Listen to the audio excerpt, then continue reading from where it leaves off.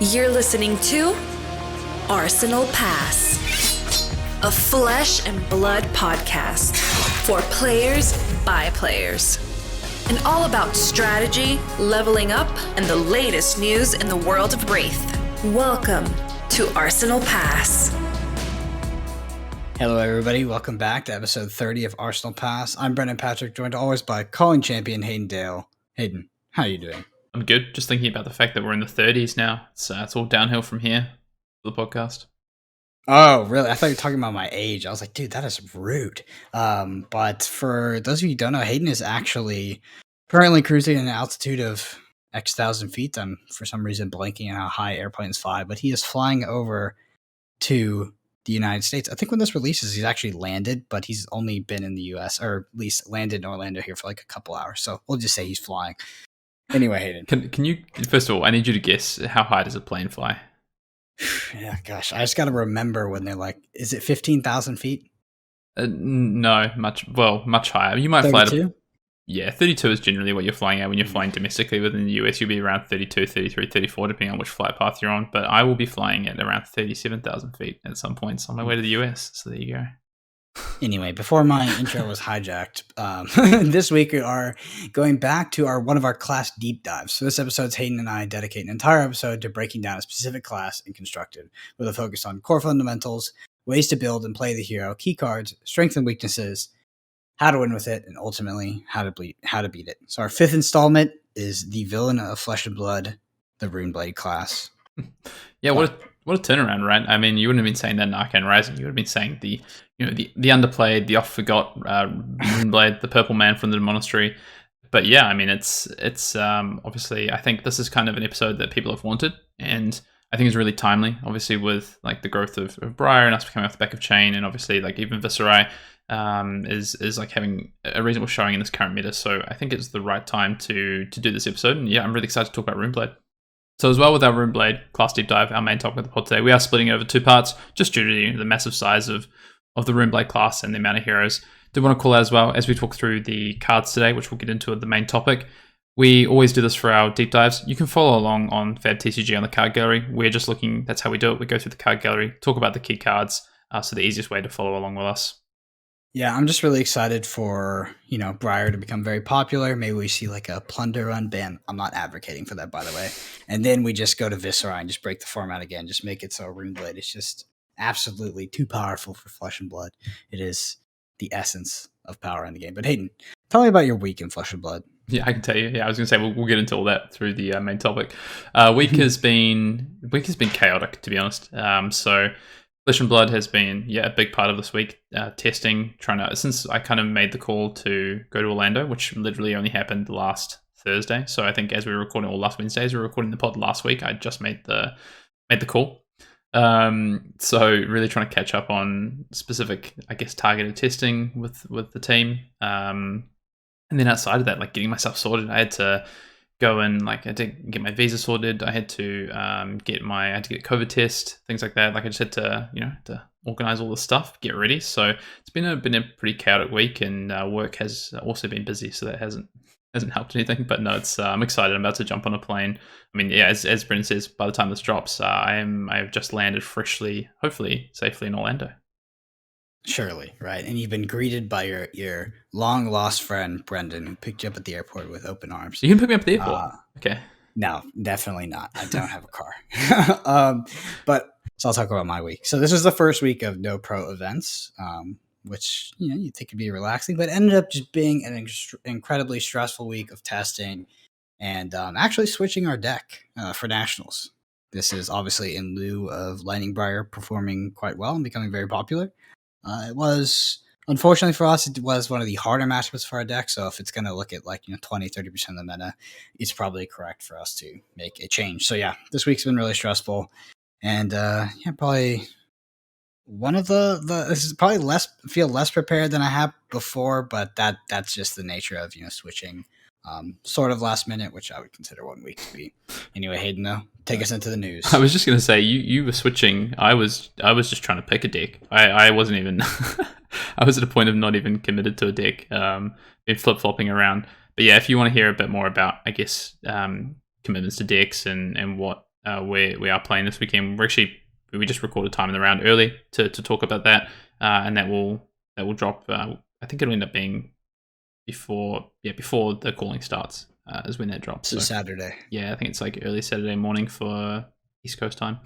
But anyway, we'll head into the news. All right, straight into it, Brendan. So Nationals and the Calling Orlando is this weekend. We will both be there. Very exciting. We already talked about it. I'm flying over. You're going to be there. We're going to be hanging out. I will be hanging around the venue on Friday. Obviously, Brendan will be playing. But yeah, come and say hello. Come up and introduce yourself and have a chat. And I'm going to be trying to play some, I think probably end up just playing some side events on Friday, I think is my plan. I think not really too keen to test more and more. I feel like I'd rather just at this point play some games and relax on Friday after flying in. And then I think on Monday, actually, while we're in Orlando, me and Brendan are also going to record some content. We're going to do a podcast sitting next to each other, which is going to be pretty novel and pretty cool. So yeah, if you are there over the weekend, come say hi to both of us. Well, I'm excited to meet you, and obviously excited to play this event. Hopefully, I will not be joining you in the event on Saturday, but do you want to mention we did have a deck tech just go up for Viserai, so check that out. Viserai, I think, is actually well positioned. We saw it top 8 over at in the UK Nationals, which is really cool. So I think it was actually the only Viserai in the tournament and a top 8. So power of Viserai is yet to be discovered. And who knows, maybe the meta opens up with the emergence of Lighting Briar, so Viserai can come around. So nice little Viserai deck up on the Also Pass channel. Check it out on YouTube. So last week's time in the round, we did have Tannen Grace. He is sort of the orator of Flesh and Blood, kind of the main caster that we've had throughout all of these events, both Las Vegas, Dallas, and Cincinnati. It's a great conversation. Awesome guy. Recommend you take a look at it or listen to it on any of your available podcast platforms, because that's where Time in the Round is uploaded now. So check it out. And finally here, just want to say big thank you to all of our patrons. Almost 250 patrons so far. It helps us do so much, and we're incredibly appreciative. The Arsenal Pass Patreon does have tons of additional and exclusive content. So if you throw a deck tech on the YouTube channel, the Cyborg Guide, deck theory, notes, ratios, all that good stuff is going to be over on the Patreon, as well as exclusive monthly pods and a monthly live session as well. Anyway, Hayden, there's no Command and Cookout today because we do have a class deep dive. So why don't you take us into the main topic of the pod? Brendan, he keeps trying to advance me too quickly. I have more to say. Brendan doesn't want me to talk today. What is this? No. I did want to say, so yes, no Command and Cookout today. We're just going to dive straight into the Runeblade class. Obviously, Runeblade has 3 current heroes in the Classic Constructor format, so we feel like we wanted to make sure we gave the appropriate time to that and didn't rush through it. So if you do want to get your question for the Command and Cookout section, send them into arsenalpassfab@gmail.com. That's arsenalpassfab@gmail.com, or tweet at us, or even just drop a comment down the YouTube and let us know that you want to get your question featured on Command and Cookout, and we will do our best to do so. The other thing I wanted to say as well, Brendan, is that I just wanted a small correction to the news item there about the Viserai deck. We actually had one of our patrons, Adam, actually played the Viserai list that's going up in that's the deck tech list that we've sort of featured in a couple of gameplays at UK Nationals. So I just wanted to shout out to Adam. I think Adam went 4-2. Oh, there's multiple. Yeah, Adam went 4-2 in the constructor portion with Viserai, I believe, and sort of on pretty light preparation. So just wanted to shout out Adam there, one of our patrons. Great job, awesome stuff, and ripping the Viserai, which is always something that I love to see. And on that note, while we're talking about Viserai, what a week for I guess for Runeblades. Let's jump straight into the main topic. So we are talking about Runeblade today. Runeblade is a class that is very unique, right? In I guess terms of the game of Flesh and Blood. So when Flesh and Blood first released, and you look at Welcome to Rathe, you have your warrior, you have your guardian, you have your ninja, and you have your brute, right? And this is feels all pretty standard in terms of, I guess, a fantasy world and what was being built out by Legend Story Studios with the game of Flesh and Blood. But then we get to Arcane Rising, and then you get this introduction of first of all, Wizard, which is awesome. And you get Mechanologist, you get Dash, which is really cool as well. But you also get Viserai, and you get Runeblade, and something that is, I think, pretty clear pretty quickly just how important this class was, or this hero was, especially when we didn't necessarily know how many heroes we would have per class. How important this was to Legend Story Studios and Flesh and Blood. They had Steve Argyle doing the art, famously a very big name in sort of the magic art world, and other TCGs doing the key art for Viserai. I think it was pretty clear pretty quickly just sort of how important this class was. And if you look at just what Runeblade means to this game overall. If you move through into, of course, and we're going to talk about this as we go through sort of like some of the history and then just talking about the cards and the heroes themselves. But if you move through into, you also have, of course, Chain, and then you have Briar in the most recent set. So the last 2 sets, we've also had the introduction of 2 new Runeblades over those 2 sets. Really clear, right, that this is a marquee class for Flesh and Blood, and it's been explained in the world. There is a lot of different Runeblades in the world. They reside in different areas of the world, be it Aria, be it the Monastery, be it across the world, and they have different functions, right? So I think it is a really cool, not only, I guess, design space for the game with what Runeblade does, and that, the arcane versus the physical, the split damage, the non-attack actions versus the attack actions, but also just the story building and the world building of Rathe and what Runeblades mean to this game and mean to James White and Legend Story Studios. So that's just my, I guess, a bit of an introduction there, Brendan, to Runeblade. Well, let's go off of that a little bit. Let's talk about the Runeblade identity. What sort of signals it from other classes? So we talked about the split damage, attacking on 2 vectors. You have both arcane damage and physical damage. I think you mentioned something here as well, the balance of attack actions and non-attack actions. Obviously, this isn't a prerequisite to your Runeblade deck, but there are a lot of Runeblade cards that will benefit off you having a, certain split of non-attack and attack actions. Things like Sonata Arcanix, Tome of the Arcanite. These very, very powerful cards that ultimately reward you for a certain style of deck building. We also have a lot of on-hit triggers and go again. On-hits that will create rune chance. We have things like Consuming Volition that will make you discard. We have tons of go again through, like if we look at Chain's hero ability, it's a go again on demand. And obviously Modern Skies, which has become quite a popular package around these days. Yep. And then my final point here is my favorite, and it's in all caps and it says meta domination. Lol. So the Runeblades. Not Viserai. Not Viserai, unfortunately. He hasn't had his time in the sun yet, but both Chain and what's looking to be Briar have had a more than their fair share time probably in, at the top of the meta, right? So Chain obviously was just a force, right? Probably the most fundamentally powerful deck and class and hero that we've ever had. Now we have Briar, which is definitely not on the same level, but if we take a look back at some recent results, and I'm sure that U.S. Nationals will show this as well, is that both more than Earth, the actual lightning side will be heavily represented. It has almost created a new kind of archetype, right? We've had aggro decks for a long time, but Briar's kind of this Briar deck is the first one that's really utilizing all 0 costs, right? With very few amount of 1 cost cards in the deck. Yeah, I mean, so there has been these decks previously that have tried to emulate this. I guess the difficult thing is that a lot of these have revolved around using like use of weapon. So like I think famously like really low to the ground aggressive ninja decks, would typically use like 2 resources a turn for the Kadachis, but otherwise we're trying to utilize like 0 cost cards or 1 cost cards. And I think we have seen this with, I guess, like even to an extent like Viserai aggro decks that you want to utilize like rune chants and again like skimp on costs and things like that. But yeah, I think there's like an important piece around what's happening with the evolution of Runeblades. And you talked about like meta domination, right? And where those sit per format. So of course Chain and Briar seeing some extensive play now.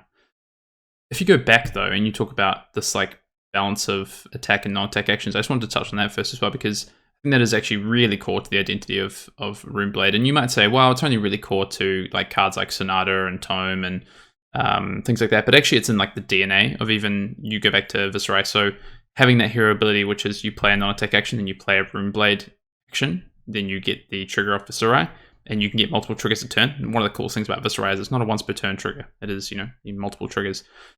That is like in the essence of the DNA, right? It's like, well, if you need to strike a balance between some number of non-attack actions to actually trigger Viserai and attack action. So that's like already built into the DNA. But then you have, like you talked about already, like Modern Skies, a card that's a non-attack action that gives a direct buff to an attack action.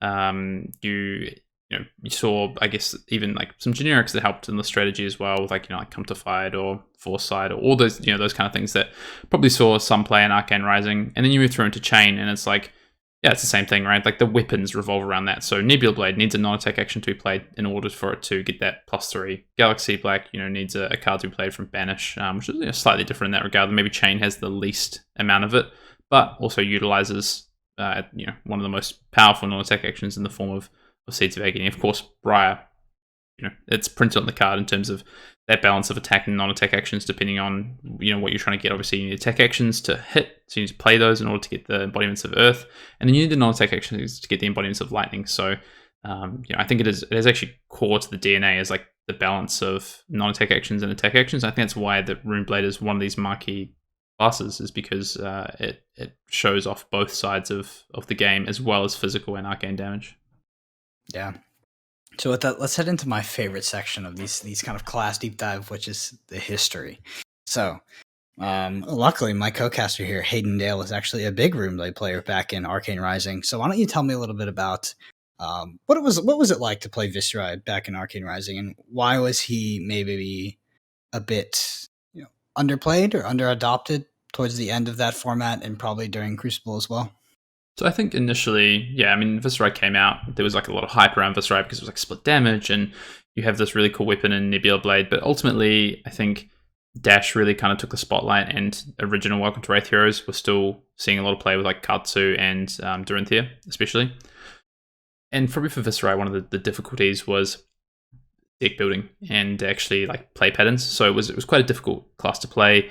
It felt like you had a certain amount of damage in the deck because you blast through all your things that make rune chants, and if they defend the rune chants efficiently, like how are you actually winning the game? So it was like one sort of aspect, and then just this sort of thing of like, well, are you building like an aggro deck? Are you building a mid range deck? Are you building like this big sort of massive Arcanite Ascendancy or Ninth Blade turns? So there was like a lot of different things that were happening, and I think Viserai kind of fell by the wayside. I played quite a bit of Viserai. I just found the class really interesting. I think the deck that I enjoyed playing before Crucible of War came out the most was probably the more aggressive version. So like quite a redline version that utilized cards like Life for Life and Vigor Rush, as well as the class specific cards and Rune Flash, and sort of going wide. Plunder Run was definitely in that deck when that came out. And then I think it was probably pretty underplayed and pretty reasonable. But we also didn't get a ton of play and a ton of deck development during that Arcane Rising format. Well, moving on to Crucible, you got Scalata, right? You got a huge piece. What kind of prevented his, Rune, or at least Viserai, from having some time in the sun during that format? Well, you saw like the Crucible spoilers, right? And I think, Brendan, you weren't playing much Flesh and Blood at this point, right? Like you hadn't quite come back into the game full time, but there was like so much hype around what was happening with Crucible, because like there was Scalata, there was the cards like Rattlebones, there was the Runeblood Barrier. There was like these really seemingly powerful cards and a lot of tools that Runeblade was grabbing from this new set. I think probably like cohesively it just didn't quite come together. It just wasn't either. It wasn't obvious. Some of the strategies didn't really seem like what people wanted to play. We saw like these OTK Viserai decks start to really come around because of like Runeblood Barrier and Scalata and the ability to like have these big turns or Ninth Blade turns or whatever. Never really saw Rattlebones see much play. Unfortunately, I think that card is like super cool with Crucible. But Runeblade actually even saw less play with Crucible of War than it had in the previous formats. Yeah, Crucible of War also notably being Dash's time to stay on top of the mountaintop. So that matchup was a little bit rough, right? I do have a bit of a piece of history though, I guess, and that's the first ever New Zealand Nationals in 2020. There was two teams that were actually working on a Viserai deck. So one of them was Jacob Pearson, who is now one of the developers with Flesh and Blood, and calling champion. He was working on a Runeblade, a Viserai sort of like semi OTK, like quite go big deck. Like look to hit multiple times or hit with one big turn. That he was looking to play at Nationals. Ultimately ended up playing Bravo. And funnily enough, myself, Jason Long, and Isaac Olsen were also working on a deck as well. That up until probably about 4 days till Nationals, Isaac was leaning to. So we actually had two decks in that format. We had that, and we had the Claws Rhinar deck that we'd come up with, and then ultimately both of them played the Claws Rhinar deck. I didn't play. I sit here in Australia.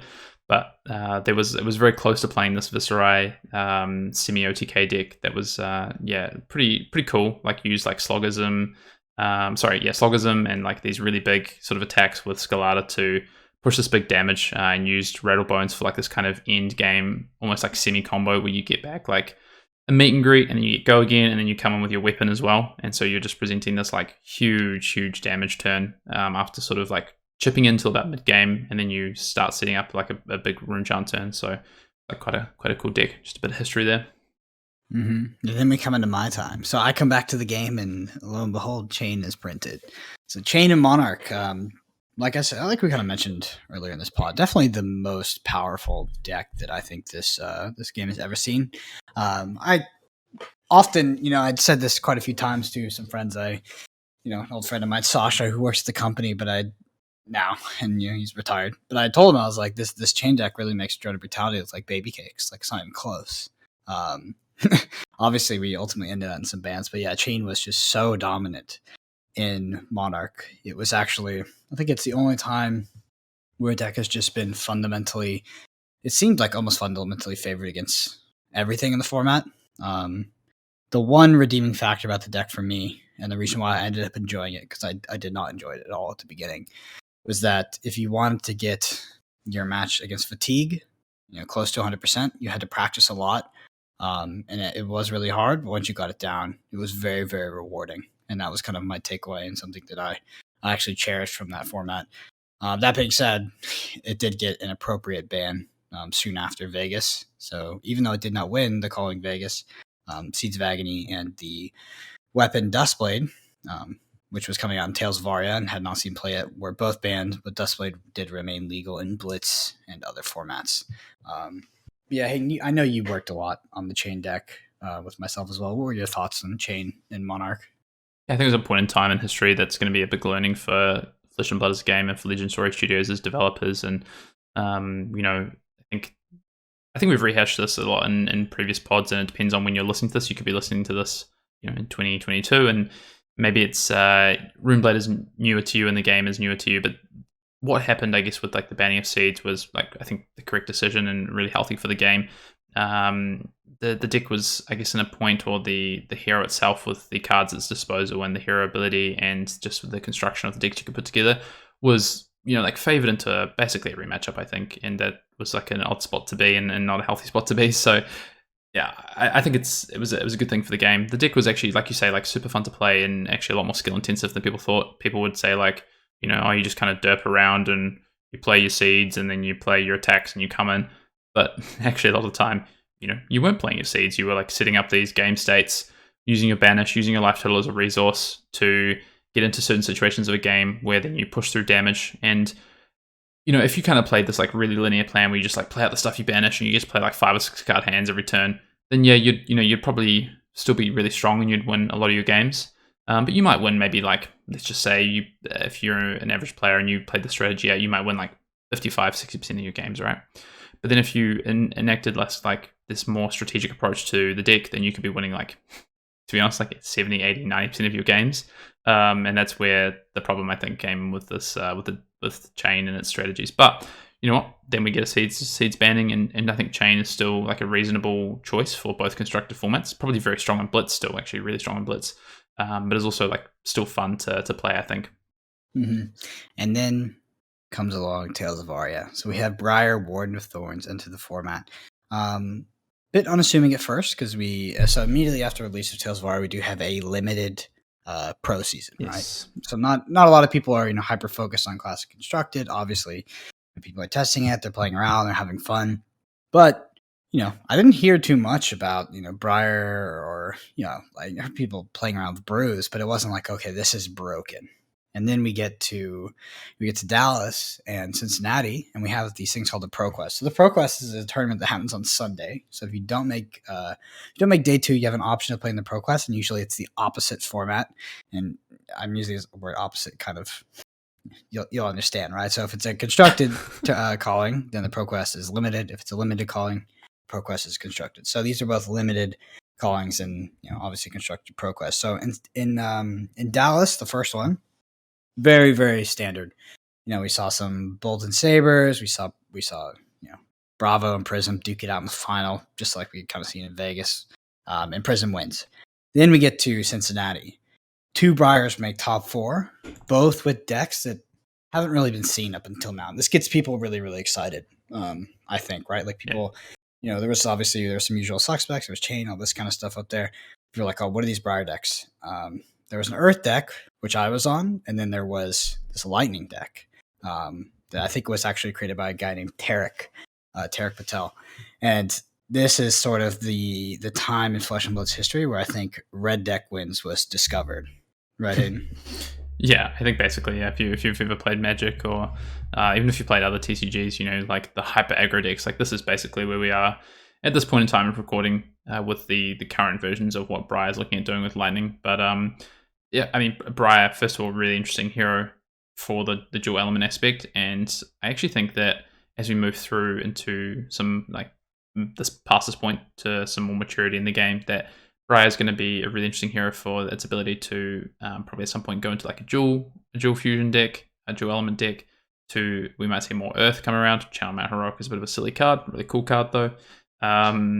So yeah, it's a hero that I actually think is super interesting, and I don't think it's not like Chain. I don't think it's it might be a little bit meta warping to start with, because that's how metas work, right? A deck emerges and that's the deck to beat. But I think this deck is beatable. The current sort of versions we're seeing is definitely beatable, and it's actually really healthy for the game that we finally see like a really hyper aggressive deck, which we haven't really seen to this point, and probably could have worked with some other heroes, but just haven't had maybe quite the right density of cards, or it wasn't quite the right time. So that leads to the sort of current state. So with the recording of this podcast, a few days is actually U.S. Nationals, so a huge event. And that Briar kind of meta warping and power level will be put to the test. But let's get into some fun facts, because the Runeblade class was actually how I found out about Mr. Hayden Dale. I kind of known about him before because he was a calling champion, and I was hoping that he wouldn't make it to one of the New Zealand callings that I competed in, the first construction calling. Luckily, he didn't. So Sasha and I were able to pick up the tournament, Sasha ultimately taking first there. But I remember I was actually on a road trip, like a 15-hour road trip, and I listened to this Session Blood episode. It was about Viscera, and there was a little man on there, and he was talking about the class, and that was my first introduction to Hayden Dale, was his guest episode on Session Blood. Yeah, I actually forgot that's the first time that I was talking about that, and then you came and asked for an autograph and everything. It was kind of awkward, to be honest. No, I'm kidding. That was, first of all, that was great. An awesome thing that I was able to do with Kieran and Carol. Session Blood is formative, and probably we take a lot of influence. There's even a nod to today's title from our friends at Session Blood. So, but that was I think peak sort of playing Runeblade. I was playing a lot of Runeblade in that format. That was like post Crucible. We talked about a lot of cards on there. About what sort of the future of Runeblade might be, and it's pretty funny. I actually want to go back and listen to it, because I think there's probably some stuff on there that I said that's probably ridiculous now, and there's some cards that given the current state of having Chain and then now Briar, probably a lot of different valuations of those cards. So I'm actually going to go back and have a listen at some point in the near future. Yeah, and another fun fact is that I think that kind of Hayden, and now as a result of that Arsenal pass, but Hayden has actually had 2 Runeblade spoilers back to back, eh? Yeah. So my first ever Flesh and Blood spoiler was Runeblood Barrier, from Crucible of War, and then following that up with Dimensional Crossroads from why am I blanking? Monarch, from Monarch. Monarch, yeah. Those are some really cool ones. I feel like you must have known somebody that worked there, something like that. But I also want to mention so we talk about like Viscera not having his time in the sun. So Blitz came out. Did Blitz release in Crucible, right? Yeah, it did. So when Blitz was actually first released, Viscera was actually one of the top decks before sort of Ira Control and Kano were discovered. From what I understand, Aggro Viscera was definitely a deck to beat. It was quite powerful. Yeah, I think the first few weeks, of the format, I think Viscera was like pretty hotly touted as like a pretty strong deck for sure. Yeah. Unfortunately, it just kind of took a straight auto loss to Kano in the end, and then the Flick Flax. We all know how Flick Flack works in that format, so it's tough for Viscera to deal with.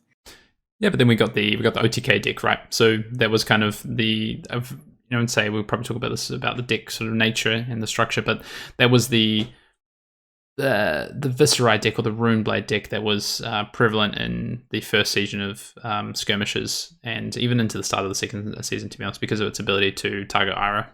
And something that I don't know if a lot of people know is that Chain was actually developed. I believe he was one of the first heroes developed for Flesh and Blood. He was developed in tandem with the Welcome to Rathe heroes and all of that. But James White, if I remember correctly, and I hope I'm not misquoting, he said it was actually one of the first heroes for the game that was kind of ever made. He said that I remember distinctly him saying that Chain had been with him for a long time before it had released. Yeah. I don't know in which form that is, what Chain looked like, but definitely, Chain was in his, from what I understand and from what James has said, in pretty early on conception of Flesh and Blood as a game. And actually, it's one of the coolest things, I think, that Welcome to Rathe and Arcane Rising, I actually like to look at those as like prequels almost to Flesh and Blood, if you think about it. They're about the foundations of the game. And so I'm sure Viserai actually probably came after Chain and was almost like that prequel sort of hero, which is also a really cool aspect of how I think Runeblade as a class has been looked at. For sure. Well, with that, Hayden, why don't you take us into how to build it? Yeah, so as always we do with these class deep dives, we go through and we talk about the cards. So we go through, there's a lot more cards to go with Runeblade, so we might skim over some cards. We'll mostly talk about like really key cards, or we might mention a few cards, but we won't dive into them like we would always with some of these class deep dives. And that'll probably happen as we go through with these class deep dives, and they get bigger and bigger. And at some point we will do like, like a booster shot almost, like a revisiting of some of these classes to sort of update and talk about them again as new heroes come out and what that sort of changes about the class dynamics. So you might get like, part 2 to some of these class deep dives. But we're at a point now with Runeblade where, generally with these deep dives, of course, we always focus on Classic Constructed. We will talk a bit about Blitz, but, generally we're talking Classic Constructed. So we have 3 heroes. So there's quite a few cards to talk about. Of course, we have a supplemental set in the middle there. So we will go through those, and then we're going to talk about some of the ways that that you can build these decks, the type of like game plans they go after.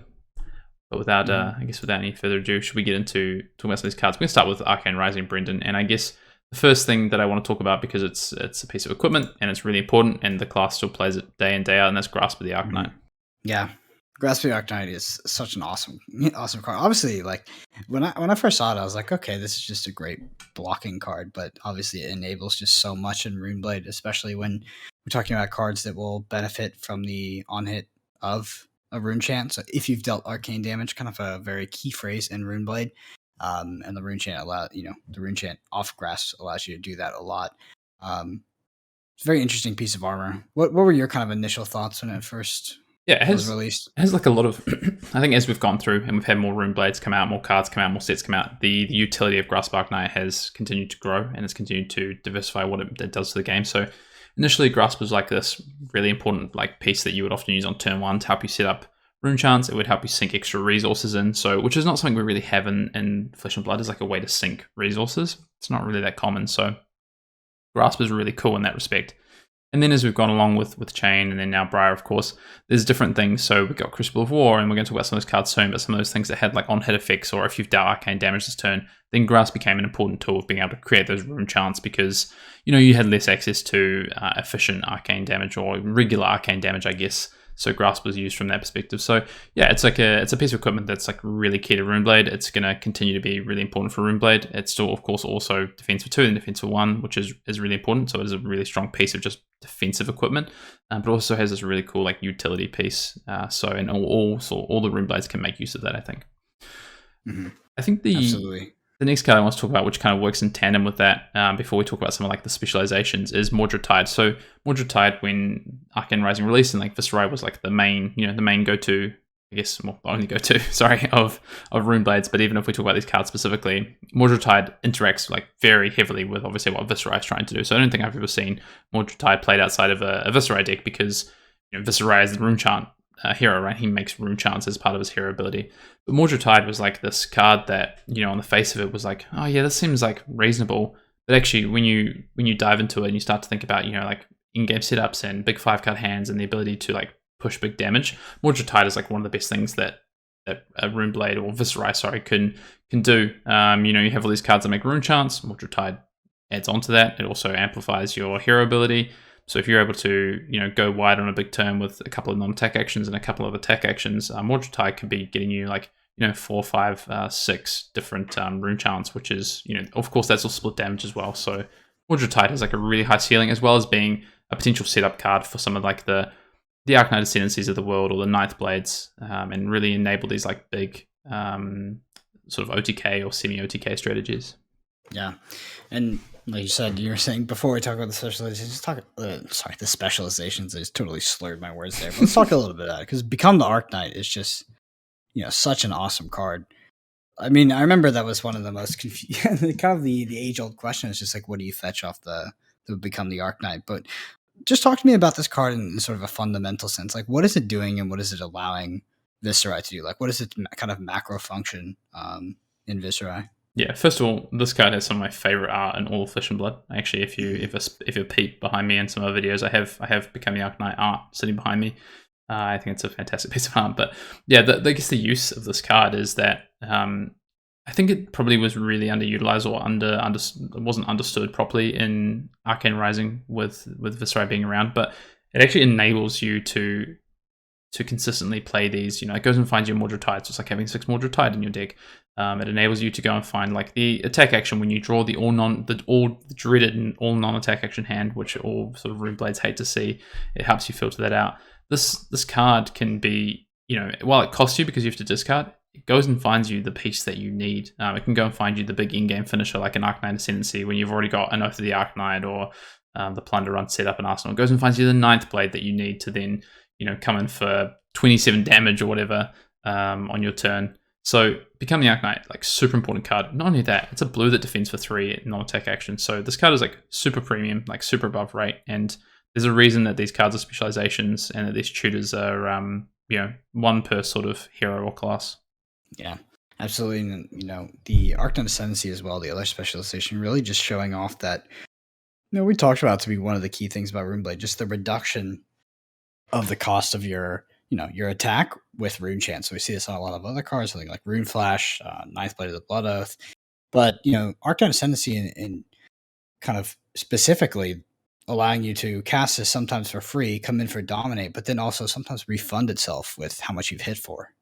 Yeah, I mean, so Arknight Ascendancies, Brendan, like you like to talk about like in theory, right? Like cards in theory or ideas in theory or decks in theory. And Arknight Ascendancy in theory is like one of the best ways to set up like a pivot turn or set up like a mid game or swing a game and push damage, right? Because you can make this cost nothing. You can also add amplification attacks to it, like non-attacks to it to make it, 8, 11 worth of attack, right?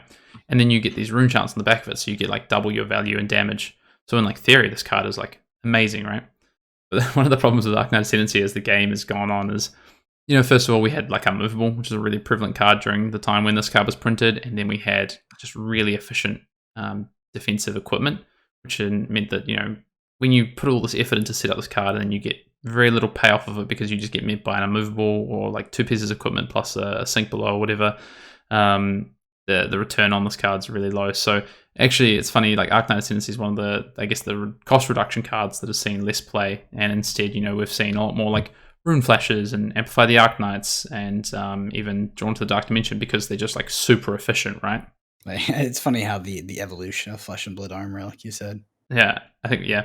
And then the last kind of cards I want to talk about from Arcane Rising, just quickly. Tome of the Arknight, really interesting card. A blue card that talks about, we already talked about at the top of the show, the balance of non-attacks and attack actions. Tome of Arknight obviously cares about that.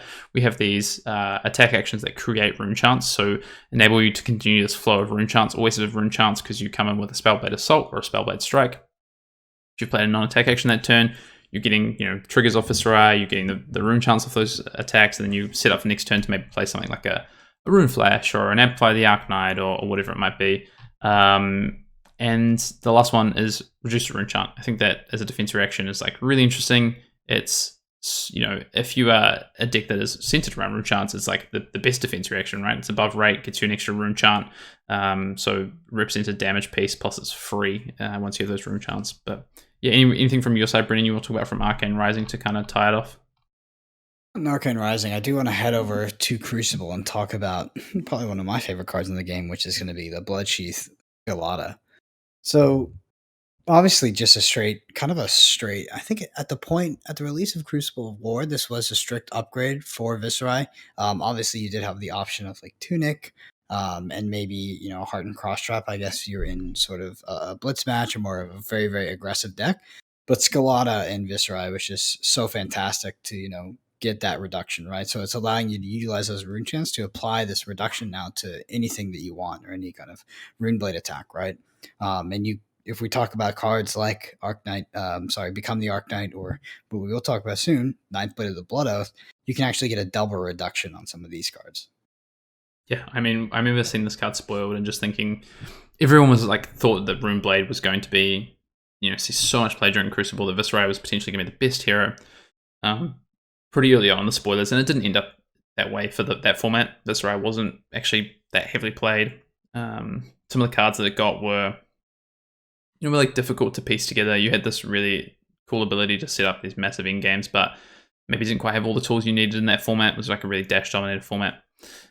So yeah, I mean, Scalata, like just as a power level, is really high though, right? Like either you get to defend for 2 and then defend for 1, or you get to defend for 2 and then you get to do something like pretty crazy, like have have an attack for free and have a non-attack for free, and when your non-attack is something like a Rattlebones or even like Slogism, or maybe it's Rune Blood Barrier and some of these OTK decks. Slogism into the only off a few rune chants, right? Slogism into the Ninth Blade for what is it, like 14 damage. It's usually 15 physical plus like 5 or 6 arcane. It's pretty good. Yeah, exactly. 15 physical. Yeah, just a crazy combo. Yep.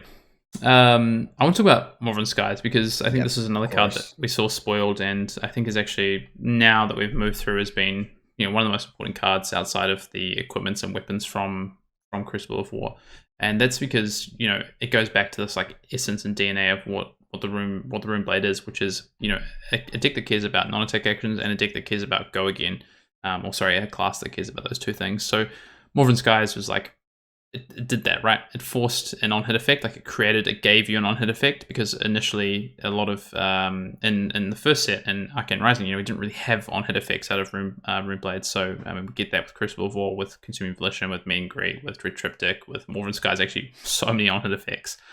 But it also creates the ability for you to give some of the cards like Spellblade Assault or Spellblade Strike or Jaunt to the Dark Dimension this on-hit effect and go again. So just really help the essence of move along the essence of what a Runeblade was, is, and could be. So I think this card is pretty important and is still seeing a lot of play now, right? Whether it be Chain, obviously in the mono format, or whether it even be Briar to an extent, or Viscerai in the current format. Yeah, and speaking of on-hit effects, I want to talk about probably my favorite comment card from Crucible, and that's going to be Consuming Volition. So Consuming Volition added a discard on-hit effect to Runeblade's arsenal. So if you've done arcane damage, Consuming Volition, if it hits, will also make your opponent discard a card. Just such a good tool to have versus like the anti-aggro decks, which I feel like some of the Viscerai decks were struggling into previously. Yeah, exactly. Like the fact that you didn't have these on-hit effects meant it was really tough to play an aggressive build, I think, because you were just straight damage, right? And it was great because you had split damage, and that was like, it was a good place to be. But now you have these on-hit effects, right? Which is like, okay, so now your opponent now needs to defend the arcane damage, or this on-hit effect is live, but then they also have the actual like attack to deal with as well. So they're still, maybe they prevent the arcane damage, but then they're taking 4, and you're still advancing your game plan. So yeah, same with Meet and Greet, right? Which also helped with the sort of go wide aspect as well as the on-hit effect aspect. Yeah, and more just, I think it's important to have some, have aspects or have cards that will punish your opponent for not kind of acknowledging that you're playing on those two different vectors of arcane damage and physical damage, right?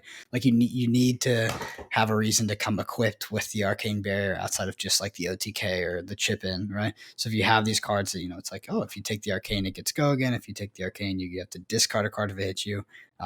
You're pretty much universally decked will pack an arcane barrier against Viscerai. Mm-hmm. Yep. He's Viscerai for sure. And then just to touch on like the other Majestics quickly, Rattlebones, we already talked about, really like didn't see as much play coming out of Crucible of War, but has like a really, really powerful effect in terms of like what it can do. And I expect this is a card that we'll actually see, I think, into the future. It's one of those cards where I think we've talked about before with Crucible of War as a supplemental set, could have a big impact down the line somewhere. Rune Blood Barrier saw a lot of play because it's really strong in these OTK decks, right? Like it lets you set up, for minimum 4 tokens, often more because you're probably triggering Viscera as well, which is really cool. And can be used in not just these OTK decks, but probably even some of these mid-range decks as like a semi-defensive card. So it can be used offensively or defensively. And then Dread Triptych is like one of the things that often gets overlooked in Flesh and Blood is like the importance of really strong blue cards, because as you get into late game situations, if your blues are stronger than your opponents, combined with good pitch stacking and mindful pitching, then you're going to put yourself in a really good position, right? And Dread Triptych allows you to do that because it's just has power as a blue. All right, so that concludes Crucible of War, and now we head into one of the most interesting expansions in Flesh and Blood, and in my opinion, the most interesting expansion for Runeblade, which is Monarch. So Monarch brought us Chain. So now a totally different way to utilize this, this awesome, huge card pool we had before. But Chain was very unique in design, right? Because although you had a lot of Runeblade cards that were available to you from these other sets, Chain actually kind of wanted to use cards that he could play out of the Banish Zone with Blood Debt, right? So there definitely was a level to which you could build a deck where it was, there was an extent to which you wanted a certain amount of Blood Debt cards, right? So you didn't want an overload of previously printed Runeblade cards. But speaking of Monarch, I want to talk about my favorite card, a card that went completely underutilized in my opinion. It's actually Dimensional Crossroads. So Hayden, this was your spoiler. Talk to me a little bit about this card. Yeah, I can do. So I guess the cool thing about Monarch, right, is you have Shadow Runeblade and you have Runeblade. So you have two like subsets of cards within Monarch. You got existing Runeblade cards, which we'll talk about in a minute, but these Shadow Runeblade cards are the key piece of Monarch as a set for Runeblade. And Dimensional Crossroads, I think, kind of really ties that together in a majestic. It's an aura. The effect that it has, both in terms of the way it interacts with what's happening from your Banish Zone, but then also with arcane damage, which interacts with cards like we just saw in Crucible of War, for instance, with like Meet and Greet or Consuming Volition, cards that care about if arcane damage has been dealt. Makes Dimensional Crossroads like a really interesting card. I think we like saw some play early on in the format, then it kind of fell away. But it's a card that still, I think, warrants like exploration as we move forward. We're getting a supplemental set, later this year. By the time you listen to this, it might already be out. Dimensional Crossroads, might be a card to like go back and re-explore, because a card that stays on the field and can service damage turn after turn after turn, as long as you can keep it around, is like a pretty powerful card. I mean, you can compare it to something like a Channel Mount Heroic in the current format, or like maybe not quite. You can't direct parallel, but you think about a card like Induction Chamber, for instance, or cards like that. So exactly. So yeah. My favorite part about this card is I felt like it screamed like Runeblade control, but we didn't get anywhere close to that. Yeah, and there probably is something there. I think it's just time to explore and build these decks, and maybe it could be something in the future. But yeah, I mean, there's so many cards to look at from like a Shadow Runeblade offering, right? So I think if you like segment some of these cards, you have your Blood Debt cards. So maybe if we talk about like some of the Blood Debt cards, these cards that can be played from Banish. You have the attack actions, and then you have the non-attack actions. I think from like the attack action side, some of the most interesting cards are like, if we stay with Majestics, like Shadow Versa is really interesting, right? This blue that you can pitch to really pay for things early, and then late game can banish and let you go wide, is like really key to what Chain wants to do in so many instances, especially depending on like the weapon you play. You have Invert, which is not a non-attack action, but an instant, which sits like in that Majestic realm as well, which is also blue again, like really just signaling to you, pitch these cards early, banish them late, and get rewarded for them.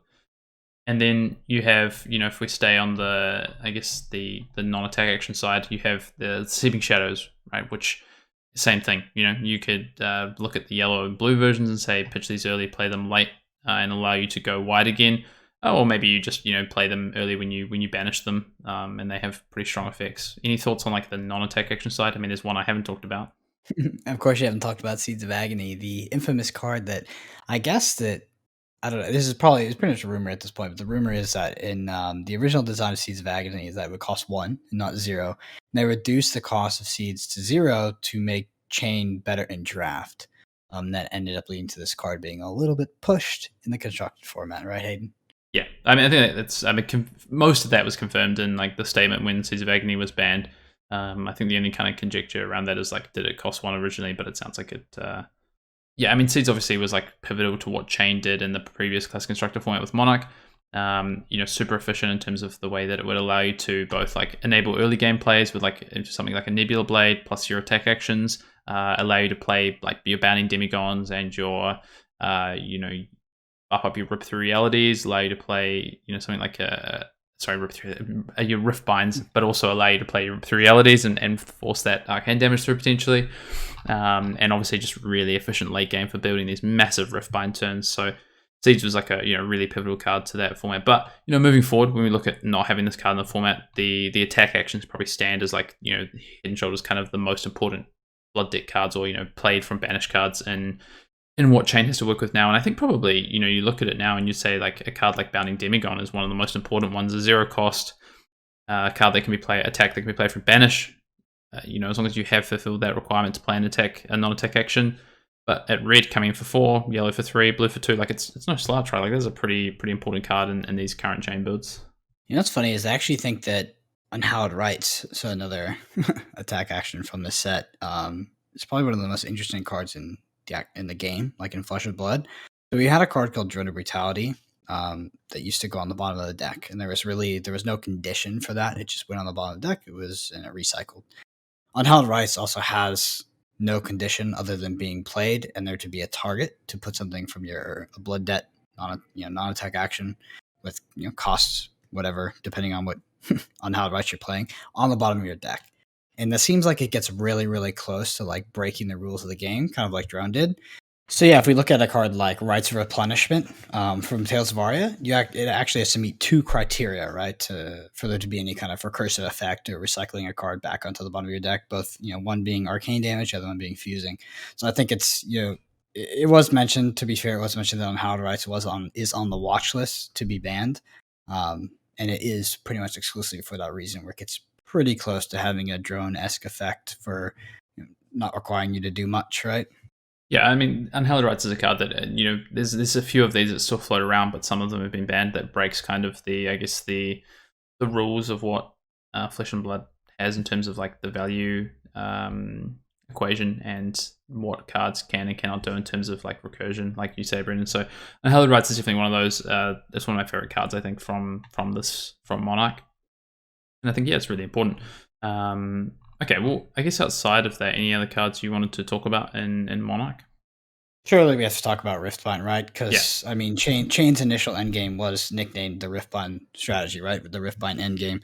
So just to quickly talk about this, because it is integral to understanding the card, the Riftbind endgame was playing Chain, shackling every turn, pitching your seeds and your Riftbinds, and then playing out, 5 seeds and then 3 Riftbinds, right? Or something like that, using Snapdragon Scalers, and your Riftbinds get pumped for each siege you're playing Unhallowed Rites, and you could basically, if your opponent wasn't playing Snag, come in for around 40 to 50 damage quite easily, almost without any preparation. Obviously, strategies did actually have to become much more sophisticated after this because people started playing Snag, they started playing around it.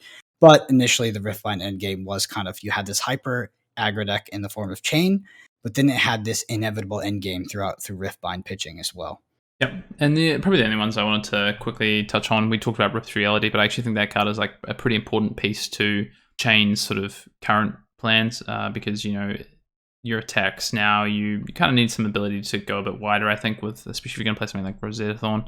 And Dimensional Gateway actually is a card that has been not really played, but I think is actually something that I know we explored early on. Didn't think it was good enough just based on what the deck was trying to do, because like defense for 2, cost 1 didn't quite fit into the cost structure. But again, that was with Nebula Blade. I think now with people playing Rosetta Thorn and a lot of these Chain decks, Dimensional Gateway is like in a really good spot. That ability to search for the card that card you want to banish, so you basically get the card back. You get the arcane damage, which is an enabler for a lot of things, as we've already talked about. And also triggers that supplement, fills that requirement of playing a non-attack action, which is really important for something like a Rosetta Thorn or even for a Nebula Blade, especially when you don't have access to seeds, which was so efficient. So yeah, I think that's an important card. But Monarch, right? So we have Chain, we have a Monarch meta, but then we have Tales of Aria. Tales of Aria comes out and we get some more Runeblade cards. Surprisingly, right? Yeah. Let's let the record note too that when Runeblade was kind of the final class, it was I think it was one of the last class or the last class to be revealed in Monarch. It was, yeah. And Tales definitely was. I'm not sure. Yeah, and Tales. For Tales. I know for me, it was definitely the last one that I expected, and I think for a lot of the community, it was also as well because we'd already had two Runeblade, right? Two Runeblades printed, right? And one of them had been oppressively dominant in the meta. So to see this next another Runeblade printed was quite a funny scenario. But of course, in classic Runeblade fashion, it is extremely different from the others. The thing about Runeblade is that the entire class, obviously oozes flavor, but each Runeblade, if we talk about Briar, Chain, and Viscerai, they're very, very, very unique from each other.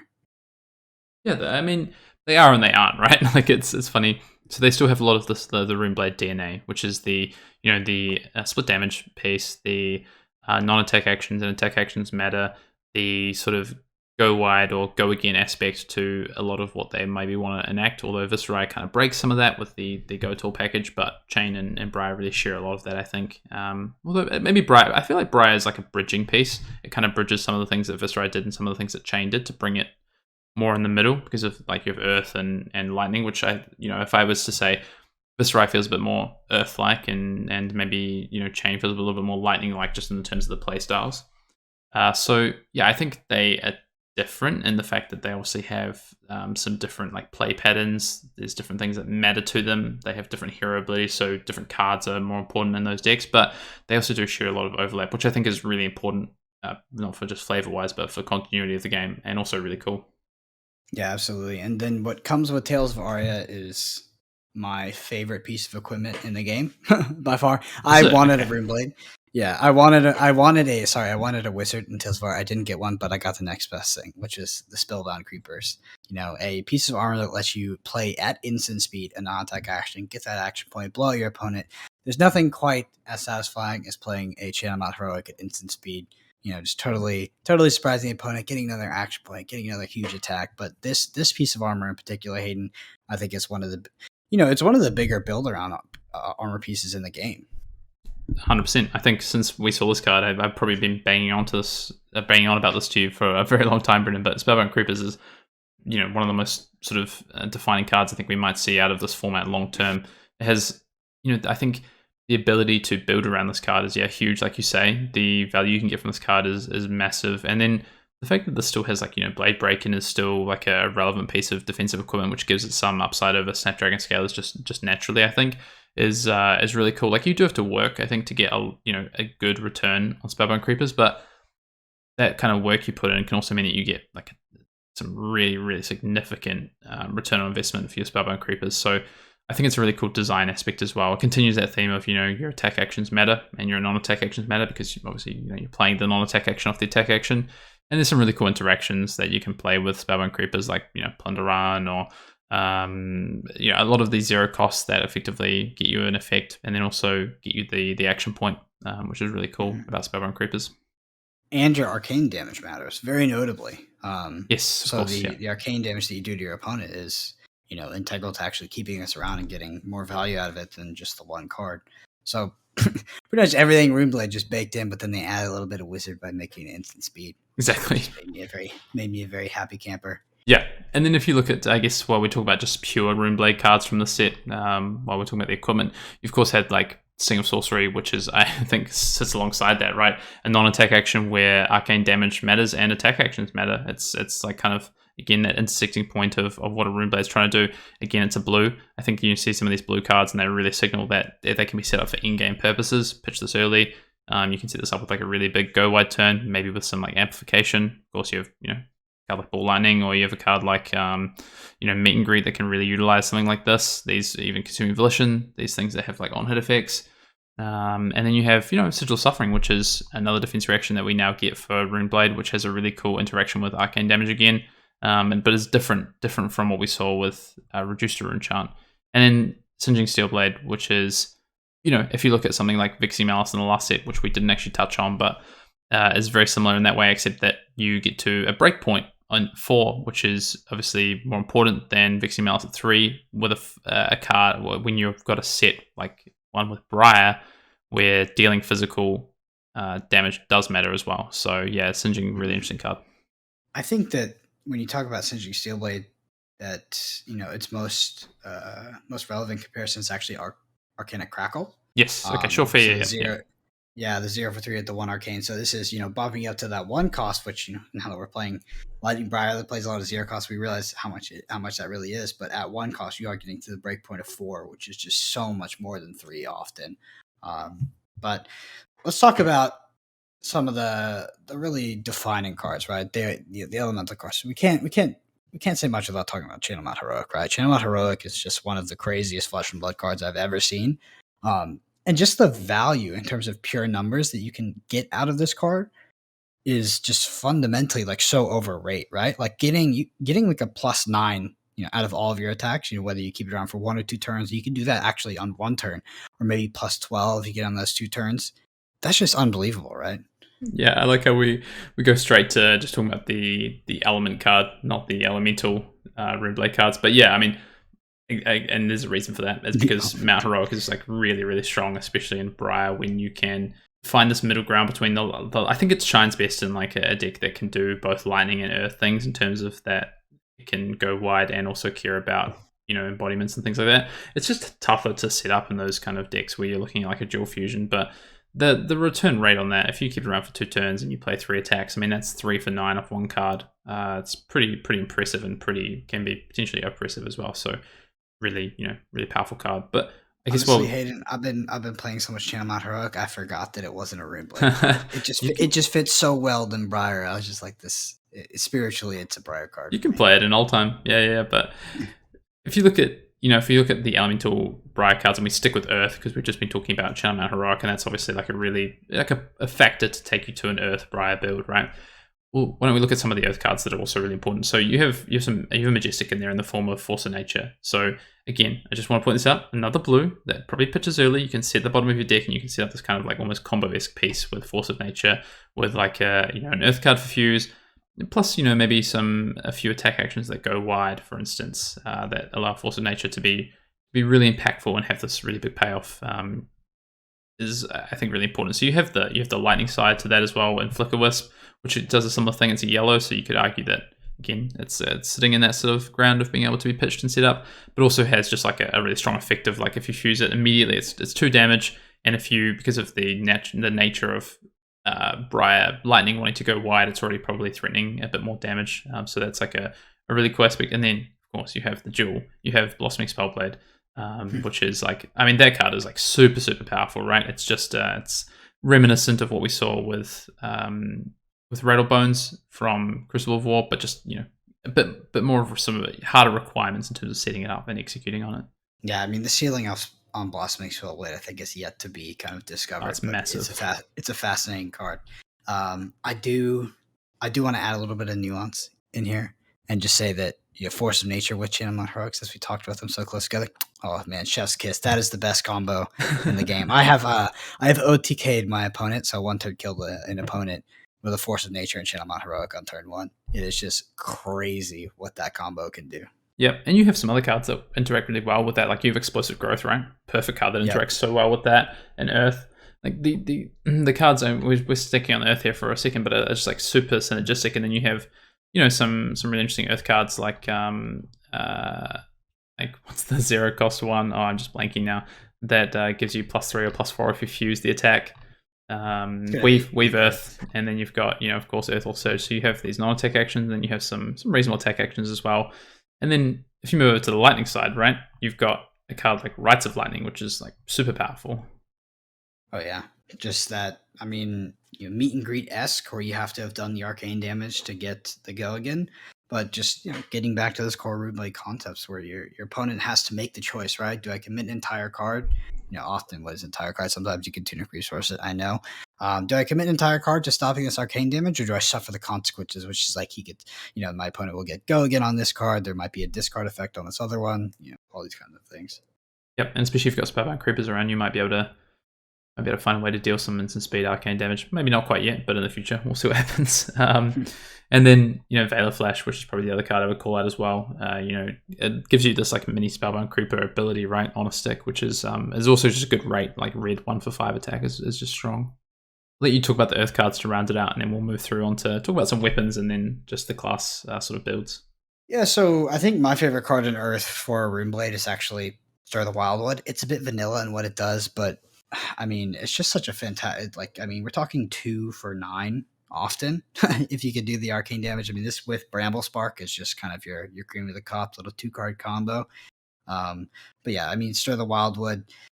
It's hitting on that same thing, right? Where if you're in a go tall deck, your opponent's often going to be trying to, play efficient defense reaction against you, maybe wait to block out. And it's like committing an entire card to an arcane damage. It might seem a bit innocuous, like earlier on the combat chain, which then is going to buff this +2.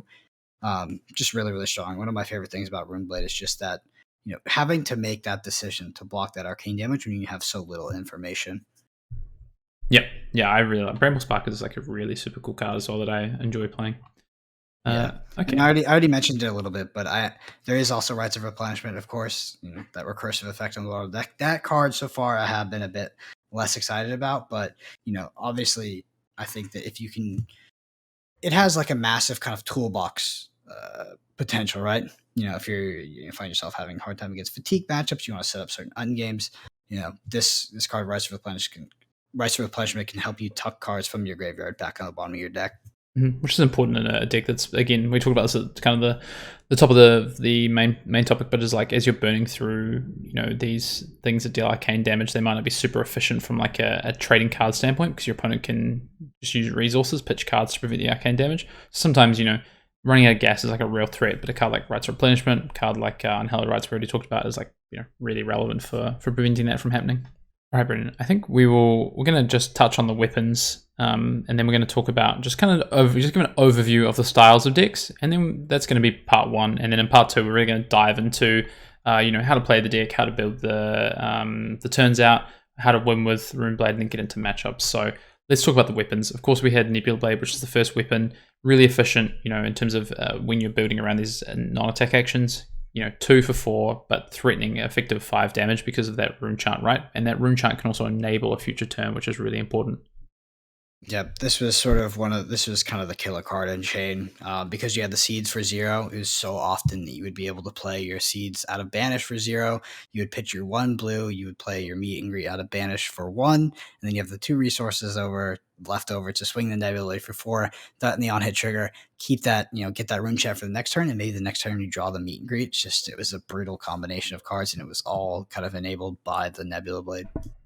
Yep, definitely. And then we move through, you get Reaping Blade with Crucible War, really helped enact those OTK plans, right? Those 1-turn kill plans, because it prevented your opponent from, sigilling and gaining life. And, usually you'd be the one whittling down on life, and you could play your own sigils and stuff, but they were on 40 because you're not dealing them any damage. So Reaping Blade was like interesting from that regard. In terms of like rate, it's 1 for 3, so it's like on rate, but then you have to like weigh up the effect, and the effect is going to be really crucial for certain builds, but for other builds it's going to be not important at all, right? And at that point, the Reaping Blade maybe becomes pretty unappealing. You get Galaxy Black, right? Monarch flips out. We get Galaxy Black, which is a Shadow Runeblade weapon, of course. So only our different Chain could hold that weapon. But Chain ended up playing a lot more Nebular Blade, I guess, just because of Seeds of Agony, right? Because of this efficiency of resources, you could afford to pump 2 into your weapon and really like play on that return rate that you got off Nebular Blade, and then. From the Galaxy Black standpoint, like I think the effect is still strong, right? Like it's a 1 for 1, right? Like if you're not turning on the effect, it's a pretty poor turn on your rate.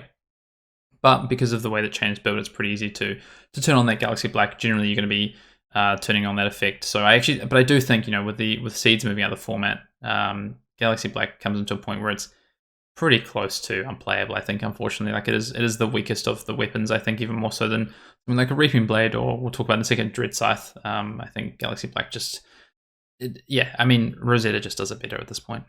Yeah, I mean, speaking of cards that scream kind of control Runeblade, Dread Scythe was also that with Dimensional Crossroads. I really thought there was an archetype there, but I can say now that I've actually never sat across from a Dread Scythe outside of Limited.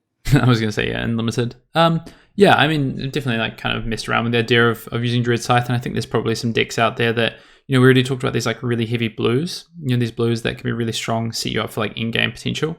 And because Dread Scythe is a Runeblade weapon only, like any of the current Runeblades can play this.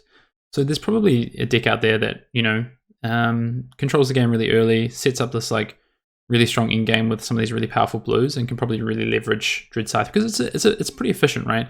Like it is 3 for 3, but you're always claiming the arcane damage, which is really important, right? So it's really hard for you. The opponent's going to have to commit 2 cards to stop your weapon every single time, or they're just going to leak the damage. So as long as you don't need to be hitting in big chunks and you can get away with just 1 damage each time, it's pretty efficient.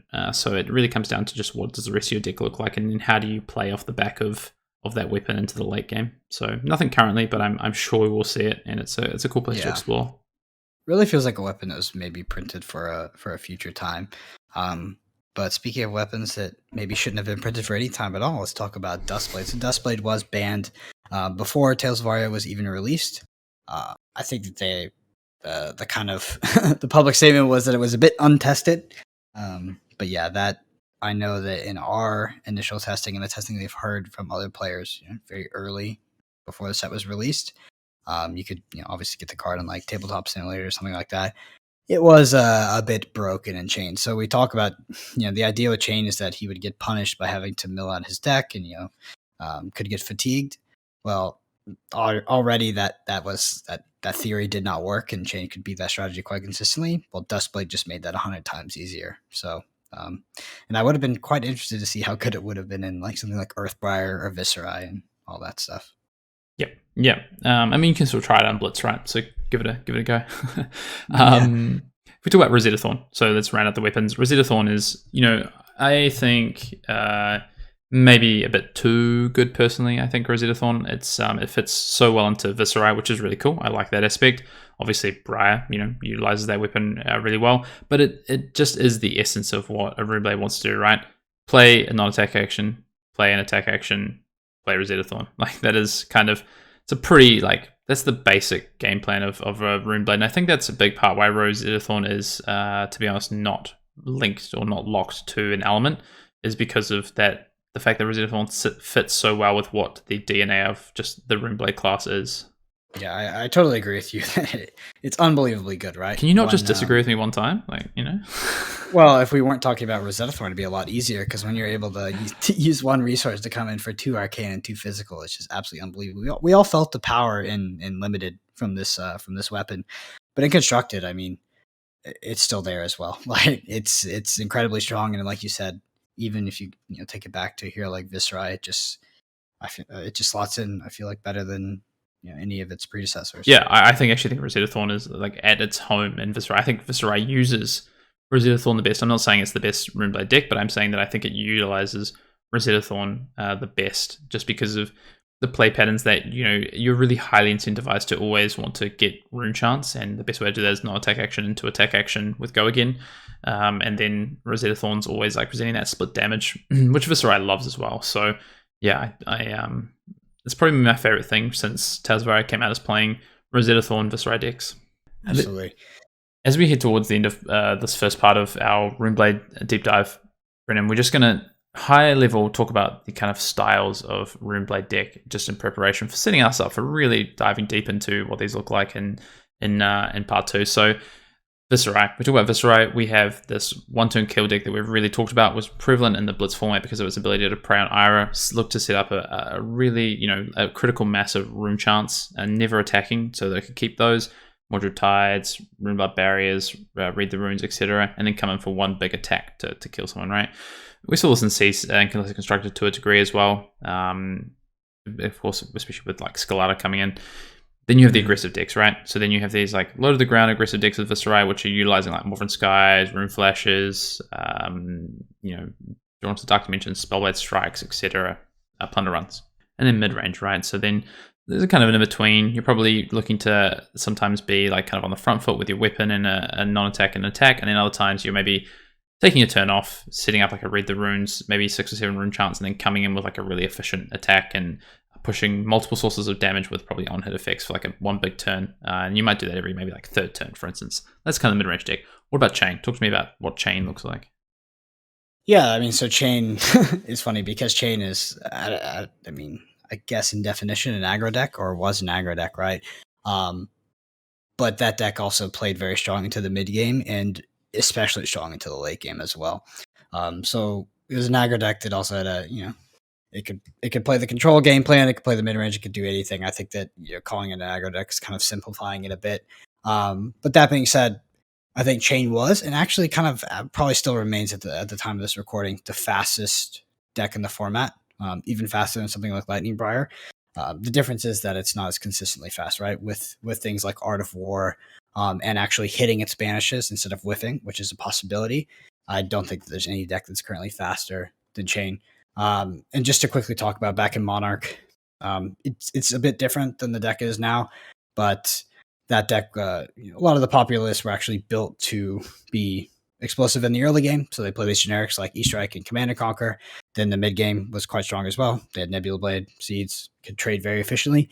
But they are particularly tech to actually beat the fatigue end game, which they were able to do very, very consistently and play around things like Arclight Sentinel and Snag and all these kind of cards.